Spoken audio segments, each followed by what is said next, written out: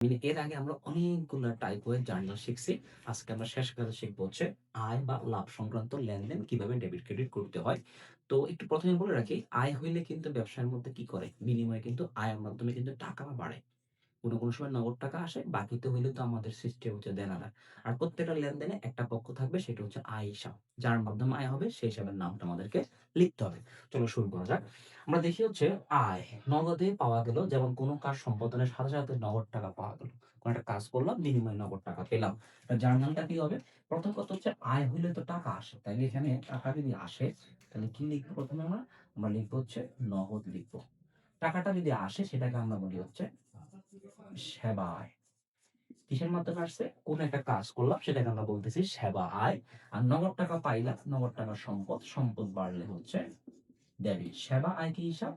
সেবা আয়ের মধ্যে লেখা আছে আয়, আয় বাড়লে কি হবে? ক্রেডিট।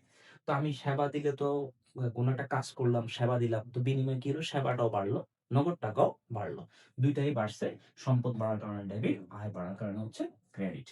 তারপরে দেখি প্রাপ্য বিলের মাধ্যমে মেরামত সেবা প্রদান করা হলো।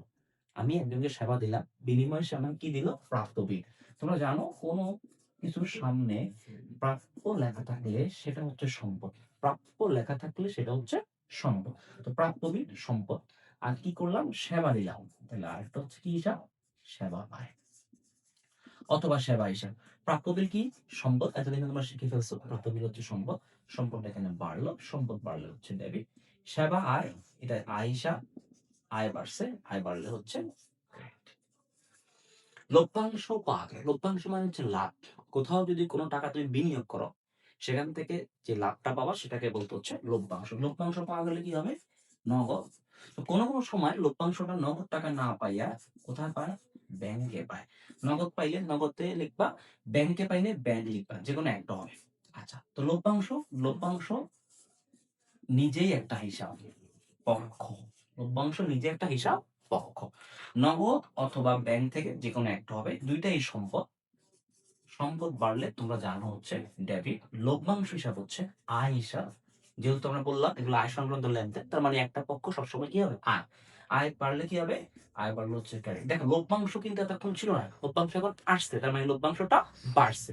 আর লভ্যাংশ বাড়লে কি বাড়বে? আয় বাড়বে। আয় বাড়লে কি হবে? ক্রেডিট হবে। এরপরে দেখো বিনিয়োগের সুদ পাওয়া গেল। তো বিনিয়োগের সুদ পাইলে কি হবে? প্রথম কথা হচ্ছে তুমি টাকাটা নগদে পাইছো। বিনিয়োগের সুদ পাইছো, অবশ্য নগদ টাকা পাইছো। যদি উল্লেখ করা নাই, উল্লেখ করা না থাকলে বুঝতে হবে টাকাটা নগদে পাইছো। তো নগদে পাইছো। আরেকটা হচ্ছে বিনিয়োগের সুদ। একটা নগদ, একটা বিনিয়োগের সুদ। তো নগদ টাকা পাইলে কি হবে? সম্পদ বাড়ছে, সম্পদ বাড়লে কি হবে? ডেবিট। বিনিয়োগের সুদ কি হিসাব? বিনিয়োগ হচ্ছে সম্পদ। যেকোনো প্রকার সম্পদের সুদ হচ্ছে আয়, মনে রাখবা। যেকোনো প্রকার সম্পদের সুদ হচ্ছে আয়। বিনিয়োগ যেহেতু সম্পদ, বিনিয়োগের সুদ হচ্ছে আমার জন্য আয়। আর আয় বাড়লে কি হবে? আয় বাড়লে হচ্ছে ক্রেডিট।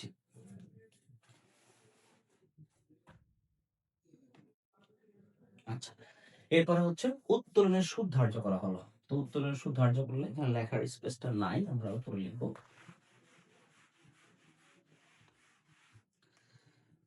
এরপর হচ্ছে উত্তোলন হিসাব ৫ নম্বর জানা। উত্তোলন সুদ ধার্য করা হলো, তার মানে আমি উত্তোলনের সুদ পাইলাম। তাহলে একটা পক্ষ হচ্ছে উত্তোলন, আর একটা হচ্ছে উত্তোলনের সুদ। তো উত্তোলনের সুদ, যেমন বিনিয়োগের সুদের ক্ষেত্রে বিনিয়োগের সুদ লিখলাম, উত্তোলনের সুদে উত্তোলনের সুদ লিখতে হবে। আর একটা লিখতে হবে উত্তোলন। তো আসলে উত্তোলন কি হিসাব? উত্তোলন হচ্ছে মালিকানা সত্ত্ব। উত্তোলনের সুদ কি? উত্তোলনের সুদ হচ্ছে আমার জন্য আয়। এখন ইন্টারেস্টিং বিষয়। উত্তোলন হচ্ছে মালিকানা সত্ত্ব। তো উত্তোলনের সুদ যদি ধার্য পাই, উত্তোলনের সুদ যদি আমি পাই, বিনিময়ে কি হবে? উত্তোলনের সুদ পাইলে উত্তোলনটা কিন্তু কি করবে? বাড়বে। তো উত্তোলন যদি বাড়ে, উত্তোলন কি হিসাব? মালিকানা সত্ত্ব। তো মালিকানা সত্ত্ব যদি বৃদ্ধি পায়, সাধারণত কি হয়? মালিকানা সত্ত্ব বৃদ্ধি পেলে হচ্ছে ক্রেডিট। কিন্তু উত্তোলনের ফলে মালিকের মালিকানা সত্ত্ব কমে যায়। বুঝো? উত্তোলনের ফলে মালিকের ব্যবসার যে অধিকার আছে সেটা কিন্তু কমে যাবে। এর অর্থ হচ্ছে উত্তোলন বাড়লে মালিকানা সত্ত্বটা এখানে কি যাবে? কমে যাবে। হিসাব বিজ্ঞানে এই একটা জিনিস একটু ডিফারেন্ট, যে যেকোনো জিনিস বাড়লে কিন্তু এটা বাড়ে। কিন্তু উত্তোলনটা বাড়লে মালিকের অধিকার কমে যায়। এর মানে হচ্ছে মালিকানা সত্ত্ব কি যাবে? কমে যাবে। মালিকানা সত্ত্ব কমে গেলে কি হবে? তোমরা জানো? সরি, হবে ডেবিট। উত্তোলনের সুদ কি হিসাব? আয়। আয় বাড়লে কি হবে? তোমরা জানো আয় বাড়লে হচ্ছে ক্রেডিট। তার মানে উত্তোলনটাই শুধু ডিফারেন্ট।